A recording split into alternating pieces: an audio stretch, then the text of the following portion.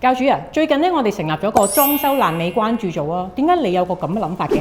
其實咧，除咗最近好多騙案之外咧，原來裝修爛尾亦都係一個好嚴重嘅社會問題啊。大家都成日聽到爛尾，其實就係咧一完成唔到個單位就叫做爛尾㗎啦。市面上咧，我哋接到好多電話，差唔多而家隔幾日咧已經接到一個。其實你覺得點啊？都係咪好嚴重？你都應該成日聽到啦，嗬。其實咧，我身邊咧好多朋友啦，有時都會知道，我同 DIC 好熟啦，定有好多合作啦，都會問啊，我想裝修啊，咁佢哋好多方面都要篩選嘅。但係最終咧有機會，佢哋又話啊嗰邊平啲喎，啊嗰邊點喎。咁其實我都喺度諗，究竟選擇裝修公司應該 base 上啲乜嘢嘅條件去選擇咧？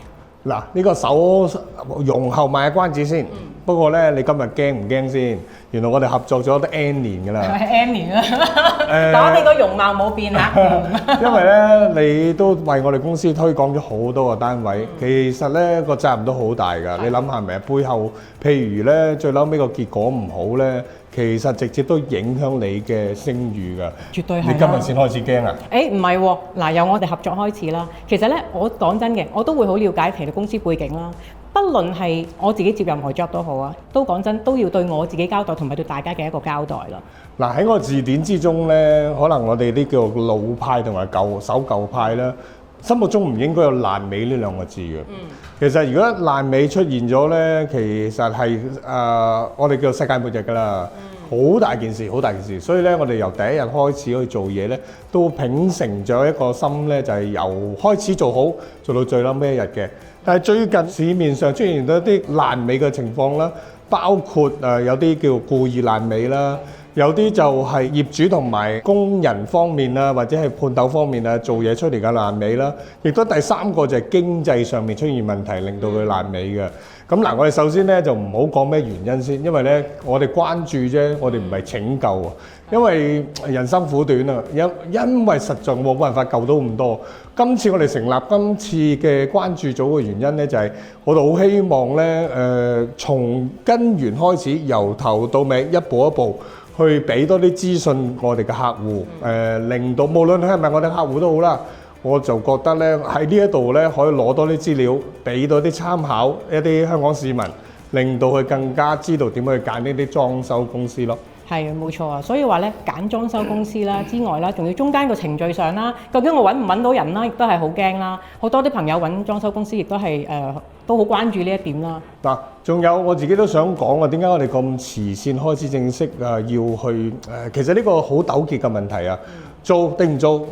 你有冇資格做？點解係你做？呢個咧係圍繞住咗我超過10年嘅諗法㗎啦。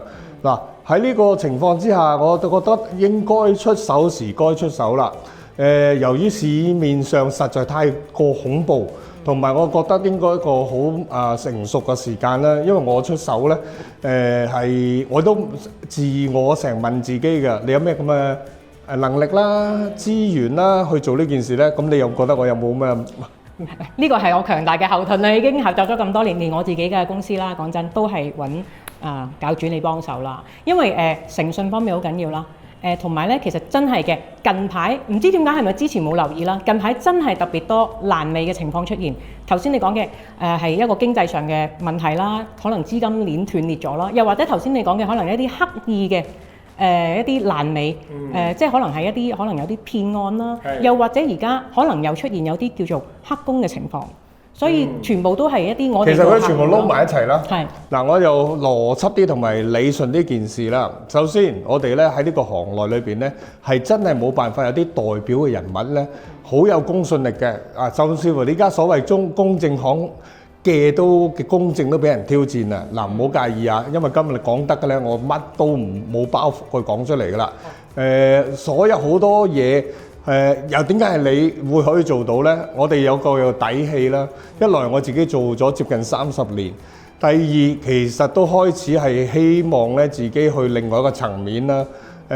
可以做多啲日常工作以外，能夠可以實現自己自我價值嘅工作啦。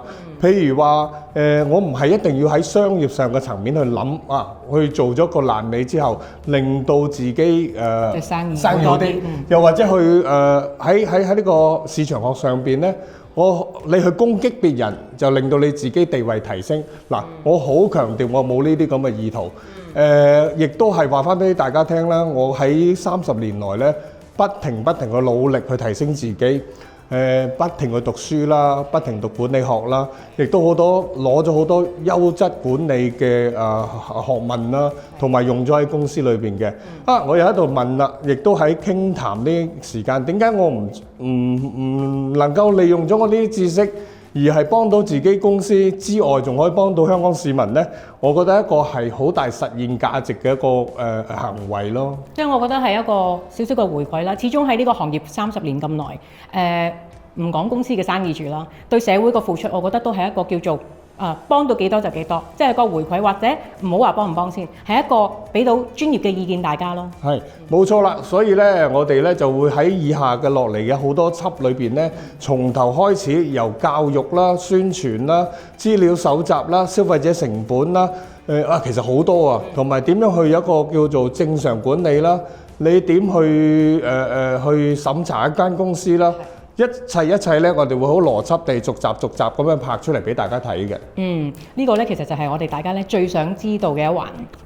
如果想了解更多，歡迎瀏覽 DIC 嘅網站。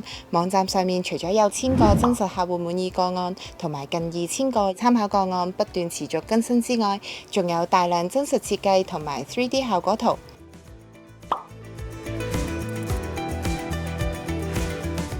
DIC 嘅每項工程步驟都必須嚴格遵循3大國際 ISO 指引，當中包括質量管理體系、環境管理體系同埋職業健康及安全管理體系。設計情報中心係註冊小型工程承建商進智工程有限公司，持牌進行相關嘅裝修同埋小型工程，而且 DIC 仲推出咗自家會員計劃 DPoints，提供一個全新優惠平台俾客人使用，只要登記成為會員，無論日後係自己裝修定係推薦親友選用 DIC， 都可以輕鬆賺取 DPoints 積分。凡係 DIC 嘅舊客戶成功推薦親友開單，並且喺發票上面註明推薦人嘅姓名同埋 DPoints 會員號碼，喺裝修完成後，推薦人最高更可獲得雙倍 DPoints 積分添。就算推薦人未曾惠顧 DIC， 只要成功登記成為 DPoints 會員，而且推薦親友開單，並且喺發票上面註明推薦人嘅姓名同埋 DPoints 會員編號，喺裝修完成之後，推薦人都可以獲得 DPoints 積分。客人可以透過 DPoints 裡面嘅積分換領各式各樣嘅禮品同埋服務。而家就即刻成為我哋 DPoints 會員，一齊賺取無限獎賞。想知道我哋嘅工程限額滿咗未？